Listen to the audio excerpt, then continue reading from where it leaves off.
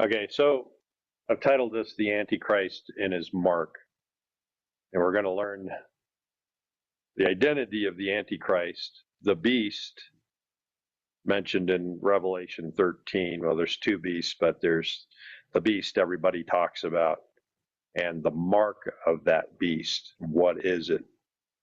And because of the detail in this, it will take at least 2 Sabbaths to study out.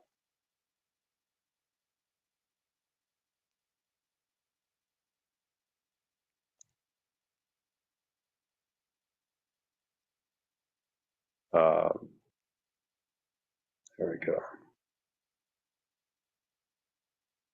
So here's an overview of Daniel chapter 2 and 7. There's a ton of information that could take days to study, and it should be studied on your own, but we're going to hone in on some key points from these chapters to take with us to Revelation in our study.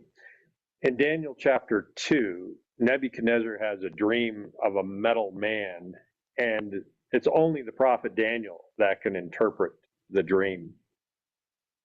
Daniel 2:36 through 42. This is the dream, and we will tell the interpretation thereof before the king. Thou, O king, art a king of kings, for the God of heaven hath given thee a kingdom, power, and strength and glory. And wheresoever the children of man dwell, the beasts of the field and the fowls of the heaven hath he given unto thine hand, and hath made thee ruler over them all. Thou art this head of gold. And after thee shall arise another kingdom inferior to thee, and another third kingdom of brass, which shall bear rule over the earth. And the fourth kingdom shall be strong as iron.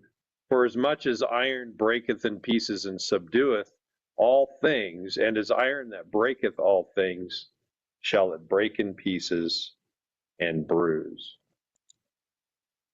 And whereas thou sawest the feet and toes, part of potter's clay and part of iron, the kingdom shall be divided, but there shall be in it of the strength of the iron, for as much as thou sawest the iron mixed with miry clay.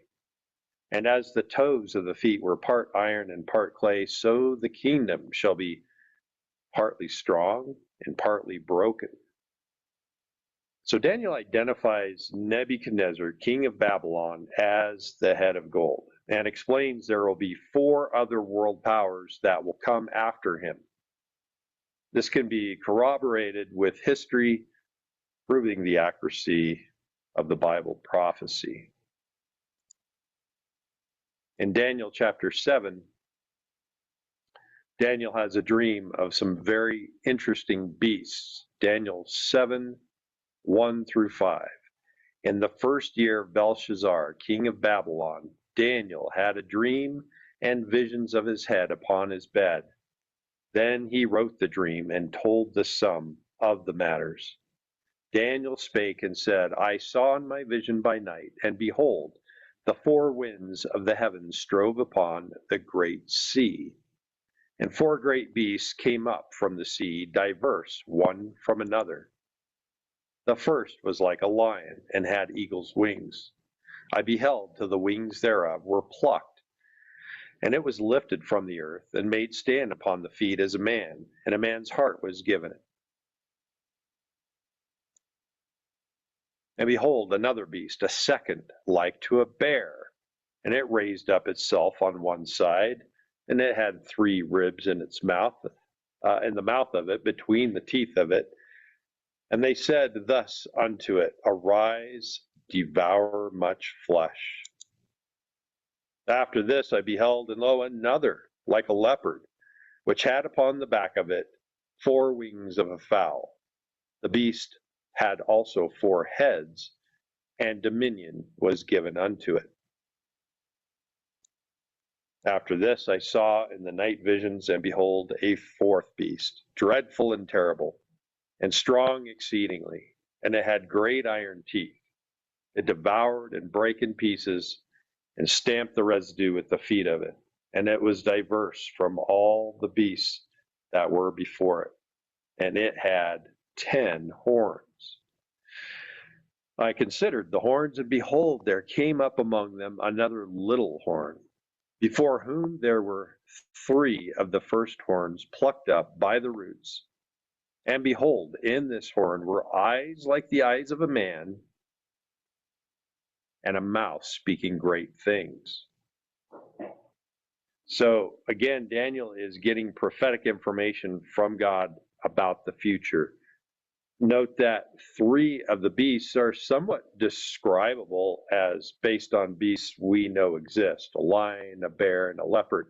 But the 4th beast is not described as any known animal.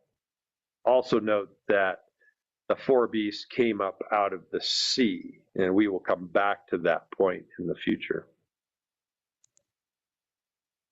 Here is a closer depiction of it. This little horn is actually depicted much larger in the picture, probably because of its power. But note that it speaks great things and has plucked out 3 other horns. You can see them flying off of the head of the beast. So what are these symbols of?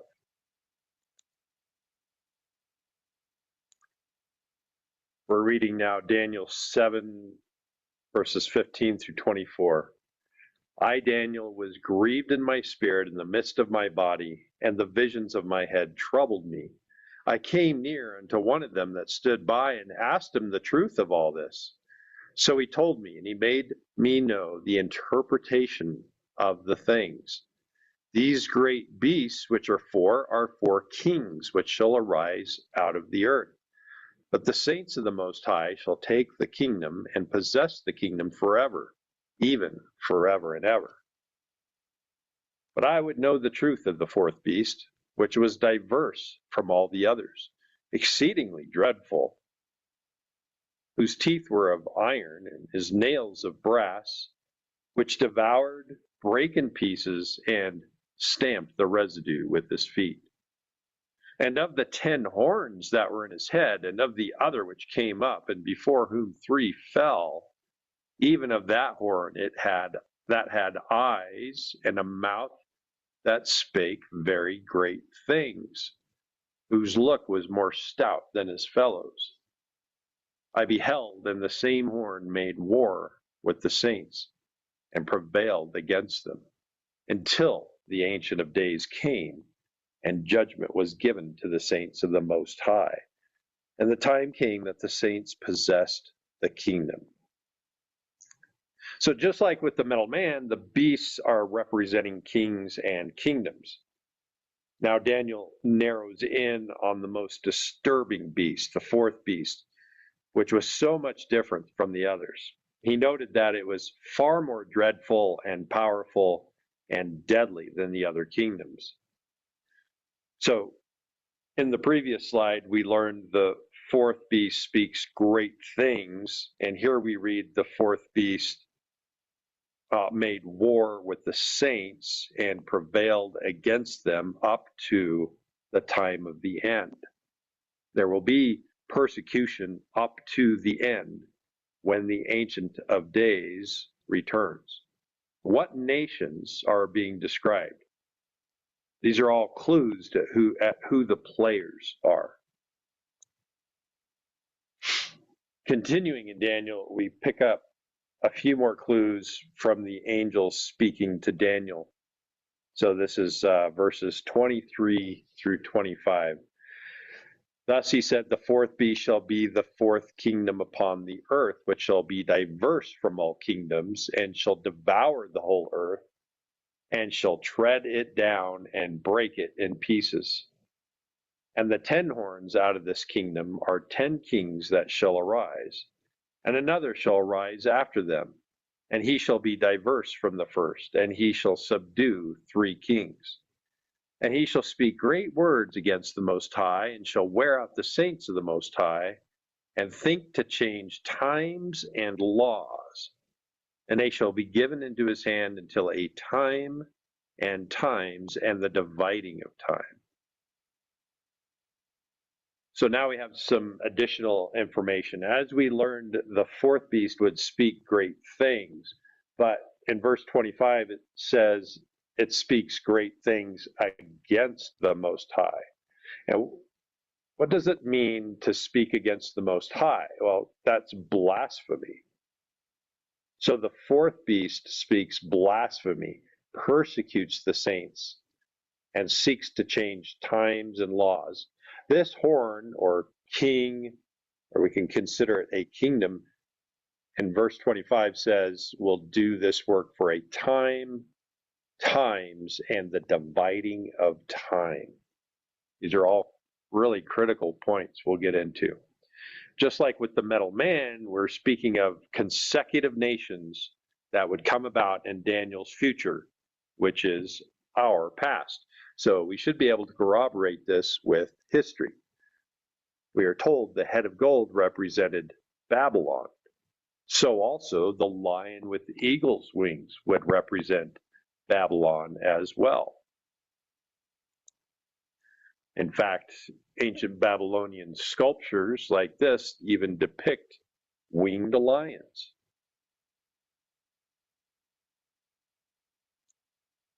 This picture shows the succession of major world powers since the time of Babylon. Babylon was conquered by Medo-Persia. Medo-Persia then was conquered by Greece. This all lines up with basic world history. This means the fourth beast would come in succession to Greece. If we know who became the world power after Greece, then we know who the fourth beast is.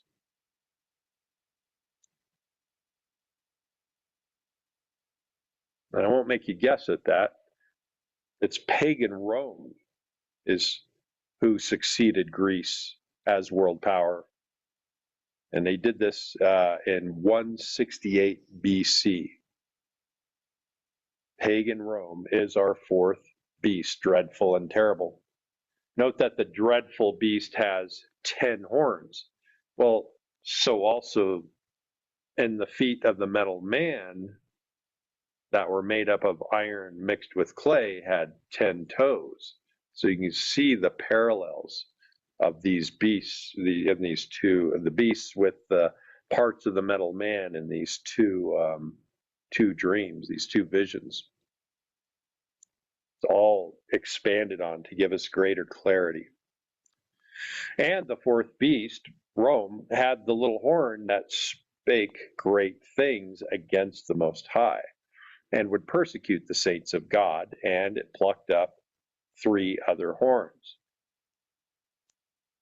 As pagan Rome came to an end, it had divided into 10 regions.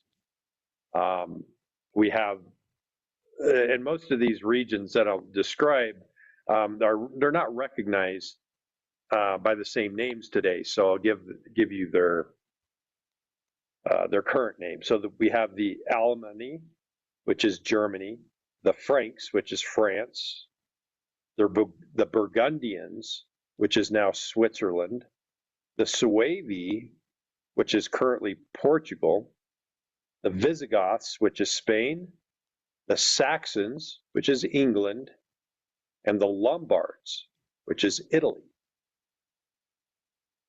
So that's 7, and we have 3 more. The Heruli, the Ostrogoths, and the Vandals were plucked up, if you will. They were exterminated, just like the little horn is described as doing. So who is the little horn? What king is represented by the little horn?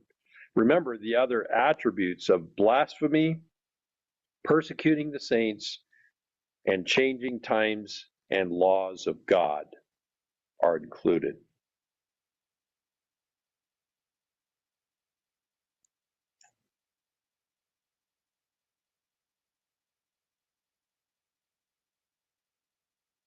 This is from a history book written in the 1800s. We must then look for the development of the little horn this side of AD 483. About that time, in fact, there was a pretentious power seeking acknowledgement of its claims. As early as the beginning of the 6th century, the bishops of Rome had become powerful enough to exert considerable of that influence at the imperial court, which ere long exalted them to a station where they could command the kings of the earth. There was only one hindrance to their supremacy: the opposition of the Arian powers to the doctrines of the Catholics, especially to that of the Trinity. These opposing powers were rooted up: the Heruli in 493, the Vandals in 534 AD, and the Ostrogoths in 538. This is from a history book called The Student's Gibbon. So as pagan Rome was phasing out as a world power and the headquarters of Rome moved to Constantinople, the Roman civil power in Europe was now being transferred to the bishops of Rome.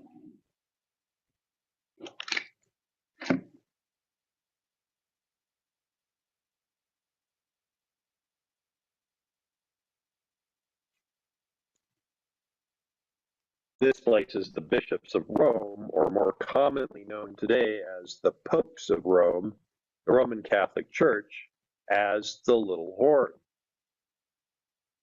In the feet of the middle man, you have 10 toes that are partly of iron and partly of clay. You can consider papal Rome as a forceful religious system represented by iron, and clay represents mankind in its self-governance, separate from religious rule. Here we have earthly kingdoms integrating with the false religion of the Roman Church. If these kingdoms had submitted to the one true God, they would be strong and blessed by God. But instead, they are compromised and submitted to the Roman Church, and this made them to not adhere well to each other. And the Roman Church controlled them through strife and intrigue, and this made them very brittle. The popes of Rome eliminated 3 kingdoms because they dared disagree with Catholic doctrine. The last kingdom to be plucked up, the last opposition to the Roman Church, was the Ostrogoths in 538 AD. So this becomes the official year of the beginning of the Catholic Church, making the transition from pagan Rome to papal Rome, the Pope having both civil and religious rulership.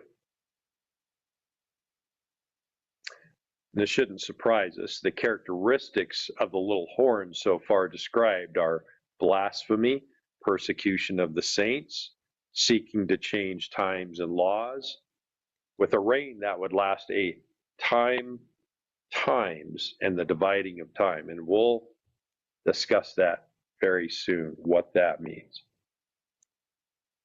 On the topic of blasphemy, here's a Catholic quote to consider.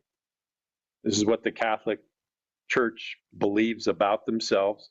The Pope is of such great authority and power that he can modify, explain, or interpret even divine law.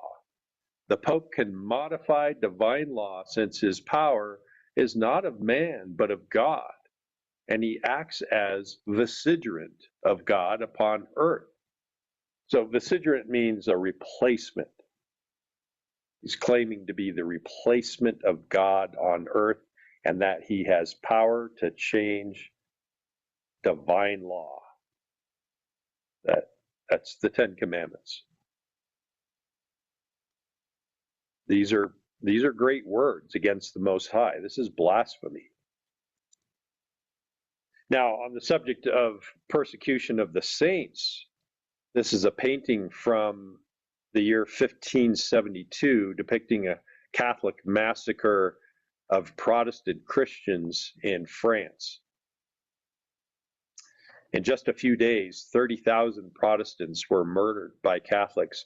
It's still widely celebrated by Catholics today. But that was not the only event. Throughout the history of Roman Catholic Church, and research will reveal millions of Protestants and those who stood for truth being murdered during her reign as a world power. We'll pick up on some more confirmations as we continue our study and move into Revelation 13. In Revelation 13, we will read about two beasts. We have a dragon-like beast that comes up out of the sea, and a lamb-like beast that comes up out of the earth. And as we work our way through Revelation 13, take note that there are many repeating points that carry over from Daniel 7 that will aid us in identifying who the dragon beast is. Starting in Revelation 13, verse 1. And I stood upon the sand of the sea, and I saw. Now, this is, to be clear, this is a prophetic vision that John saw, and he wrote down. And I stood upon the sand of the sea, and I saw a beast rise up out of the sea, having 7 heads and 10 horns, and upon his horns 10 crowns, and upon his heads the name of blasphemy. So this beast rises up out of the sea just like the beast in Daniel 7. What is the sea? In Revelation 17, John is shown a vision of a whore that sits on many waters. In verse 15, this is John 17:15, the angel explains what the waters are. The waters which thou sawest, where the whore sitteth, are peoples and multitudes and nations and tongues. The sea represents multitudes of people in diverse nations. So the beasts or nations representing the world powers in Daniel 7 came up through conflict in populous places. Nations were always rising and falling through war and conflict. So the beast of Revelation 13 has the same characteristic. Again, it is specified to have the familiar 10 horns, just like the fourth beast of Daniel 7, and also the characteristic of blasphemy, just like the fourth beast. So, verse 2 of Revelation 13. And the beast which I saw was like unto a leopard, and his feet were as the feet of a bear, and his mouth as the mouth of a lion, and the dragon gave him his power, and his seat, and great authority. Just like the beast described in Daniel 7, this beast has elements of all of them, the leopard, the bear, and the lion. When Medo-Persia conquered Babylon, it absorbed much of its pagan religion in with its own. The same when Greece conquered Medo-Persia. Greece conglomerated the pagan deities and practices of Babylon and Medo-Persia into its own. It would be the same when Rome would conquer Greece. You will see the stories and characteristics of pagan gods are similar between Mesopotamia, Greece, and Rome. Same false gods, different names. Therefore, this great and terrible beast has the religious character traits of those it conquered. Is this taking shape now? At the end of the pagan Rome's rule as a world power, it was beginning to incorporate Christianity in an attempt to destroy Christianity's integrity. This was Satan working at compromising Christianity by mixing it with paganism. The Roman Catholic Church does the same thing. St. Peter's Basilica has all sorts of ancient Babylonian, Greek, and Roman architecture and statues. The Black Peter is actually an idol of Jupiter. They worship Mary as the Queen of Heaven, which is a title of a pagan goddess, and they venerate icons of sun worship. Who is the dragon that gave this beast its power and authority? Well, the previous chapter, Revelation 12, verses 3 and 9, says it is Satan. Which seems pretty clear. So it should be shaping up here. The dragon-like beast of Revelation 13 is the little horn of Daniel 7.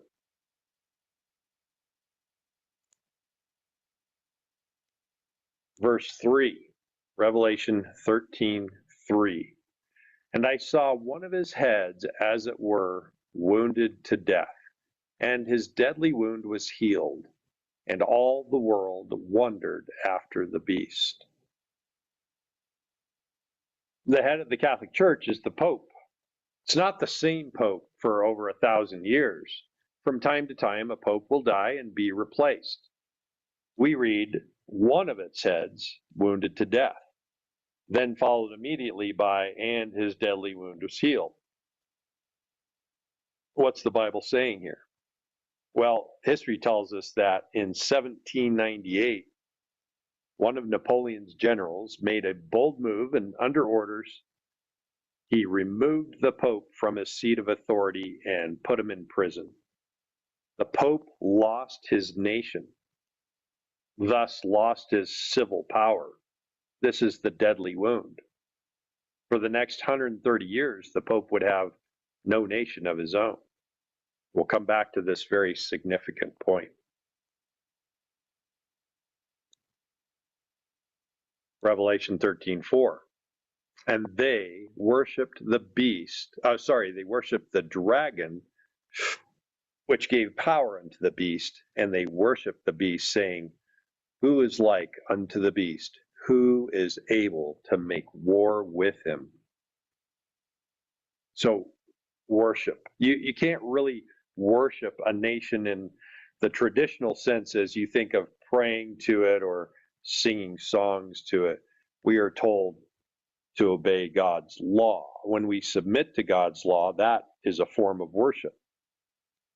God wants us to submit to and abide by the laws of the land. After all, he placed governments in power to do his will. But if a nation's policy and laws are in conflict with that of God's law, and you choose to submit to the law of the beast instead of God, then who you submit your obedience to becomes a form of worship when it conflicts with God's law. So here, when the people are saying there is no power greater than the beast, or who could stand against it, they are being obedient to the law of the beast. This will become clearer at the end of the chapter.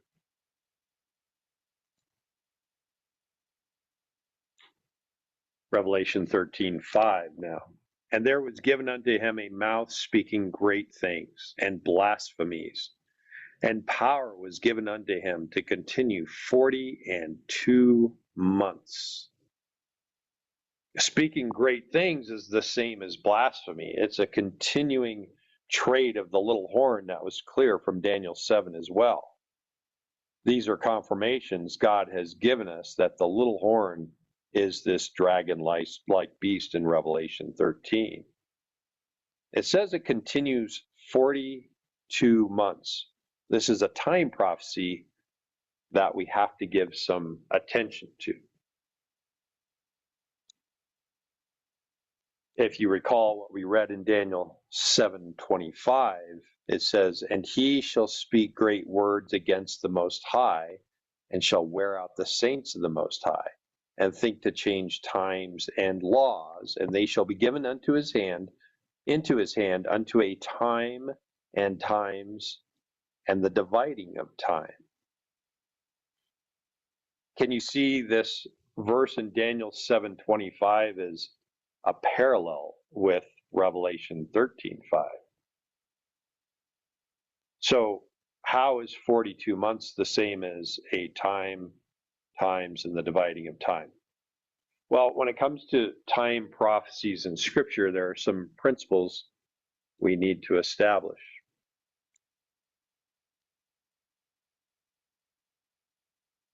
Daniel 11:16. For the king of the north shall return and shall set forth a multitude greater than the former, and shall certainly come after certain years with a great army and with much riches. So here we're just focusing in on the phrase after certain years, and we're trying to understand this point about time, times, and the dividing of time. There is what we call a marginal reading. This is a note by the King James translators that provide an equally viable rendering of a Hebrew word or phrase. In this case, the phrase after certain years could also be read as at the end of times, even years. So the use of the word time or times is an understanding of a year or years, depending on how it is used. With reason, we can apply this to other verses that use the word time to understand it as years.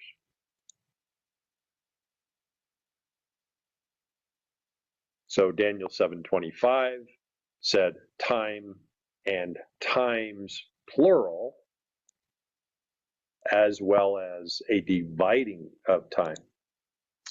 So we understand a time to equal 1 year, 1 year or 12 months or 360 days. Therefore, times, this is the plural, we can equate to 2 years or 24 months or 720 days. And the dividing of time would be half a year or 6 months, equaling 180 days. Adding these up, we see a time, times, and the dividing of time phrase can also be rendered 42 months or 1,260 days. But there is another key to understanding these time prophecies.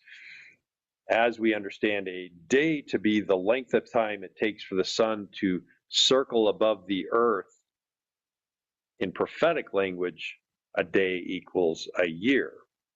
It's what we call a day for a year principle.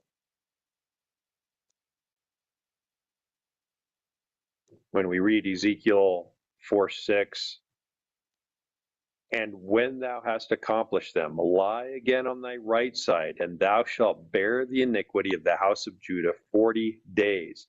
I have appointed thee each day for a year. So there's that principle. Read it again in Numbers 14:34. After the number of the days in which ye searched the land, even 40 days, each day for a year, shall ye bear your iniquities, even 40 years. And ye shall know my breach of promise. So here's confirmed the principle of a prophetic day equaling 1 literal year. This will become even more solidified as we continue this study and apply this principle.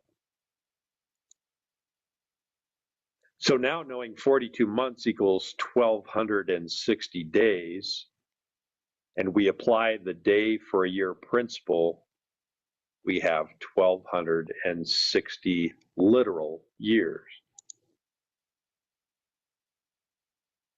For 1,260 literal years, this beast or kingdom, who receives its power from Satan, who blasphemes God, who persecutes the saints, and receives a deadly wound to its head.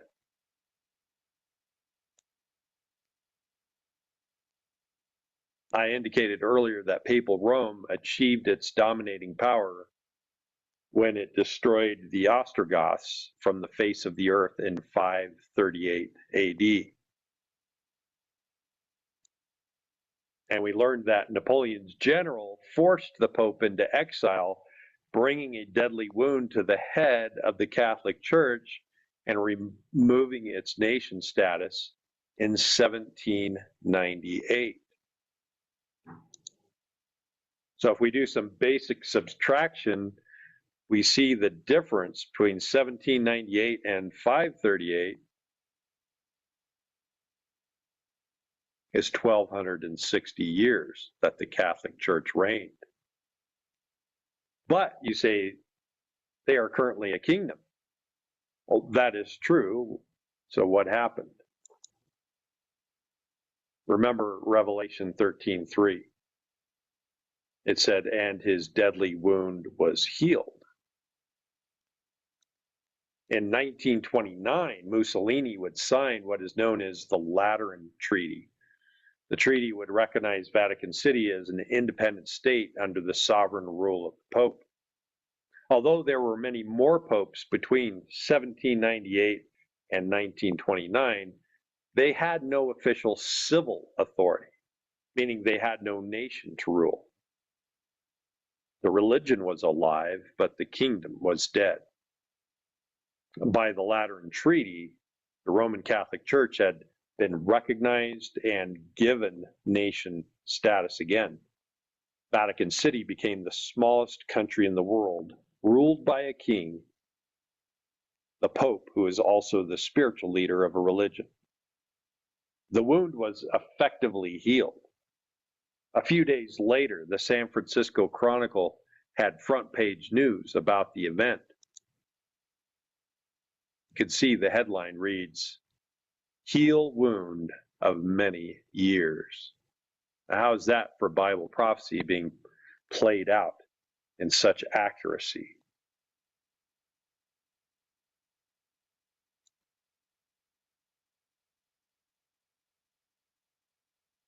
So have you figured out who the Antichrist is according to the Bible? The word Antichrist is not mentioned in Revelation. We only find it in 1st and 2nd John.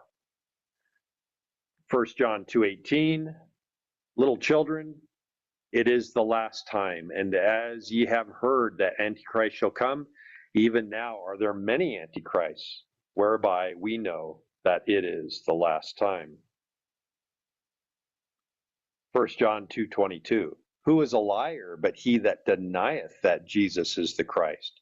He is Antichrist that denieth the Father and the Son.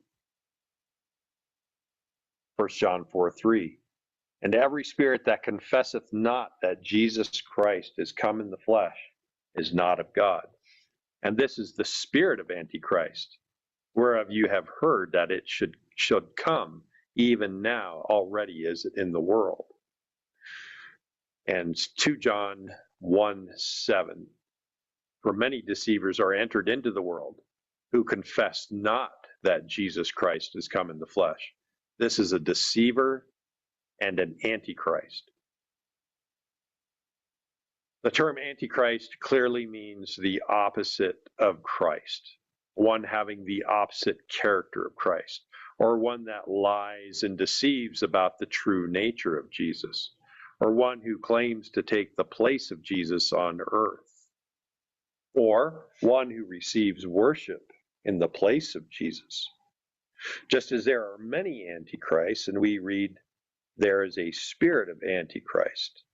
There have been many popes, but it is the same spirit that runs through them all.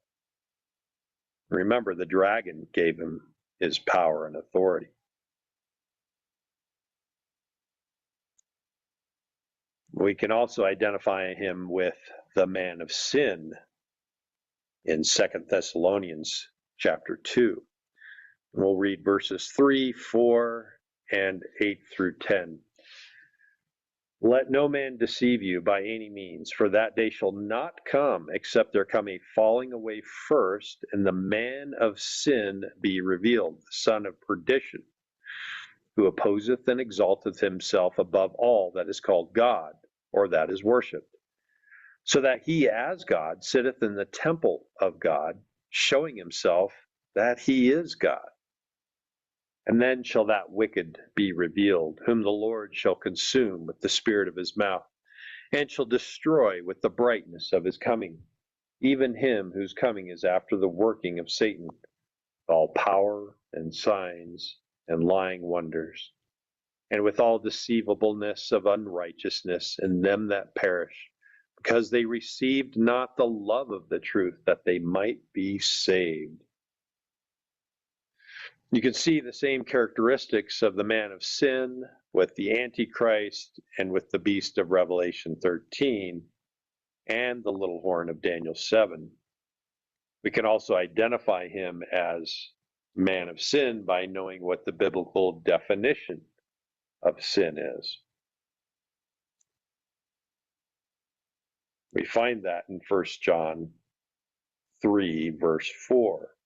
Whosoever committeth sin transgresseth also the law, for sin is the transgression of the law. Sin is the violation of the law. So the man of sin seeks the opposite of God's holy law. So the elements of the man of sin are similar to that of the Antichrist. Blasphemy, empowered by Satan, performs signs and lying wonders with deception and unrighteousness. And these match the characteristics of the dragon beast in Revelation 13. So I have no doubt that the Antichrist is the man of sin, and these attributes match that of the dragon beast and the little horn power, which have been identified as the papal seat. Therefore, the man filling the papal seat at any given time is the Antichrist.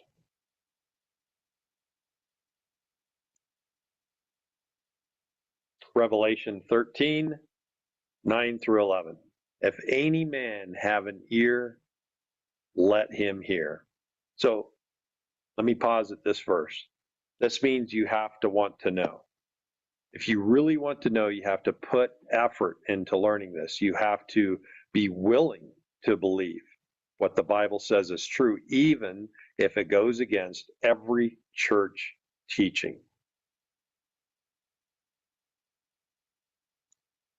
Verse 10, he that leadeth into captivity shall go into captivity. He that killeth with the sword must be killed with the sword. Here is the patience and the faith of the saints. Just as we learned this beast of Revelation 13 is the papacy, they led millions into captivity and killed them with the sword, anyone who disagreed with their doctrines. Verse 10 is prophesying that as a result, it would receive the same in figure. So Napoleon's general led the Pope into captivity. The result was the head of the nation received a deadly wound. It was no longer a king of a nation, and it wouldn't be for another 130 years. That its wound would be healed. And it wouldn't be for another 130 years that its wound would be healed and would receive its nation status again. Now, verse 11, and I beheld another beast coming up out of the earth, and he had two horns like a lamb, and he spake as a dragon.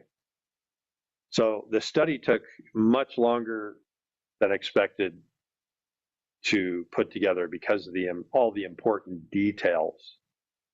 And this is the second beast now, or nation, that is described in Revelation 13. And it has some very interesting features that will clearly identify it. And we will end on this verse, and we'll pick up next Sabbath here, where we learn this beast, the second beast's identity, and then what the mark of the first beast is that this nation will enforce. All right, so let me stop.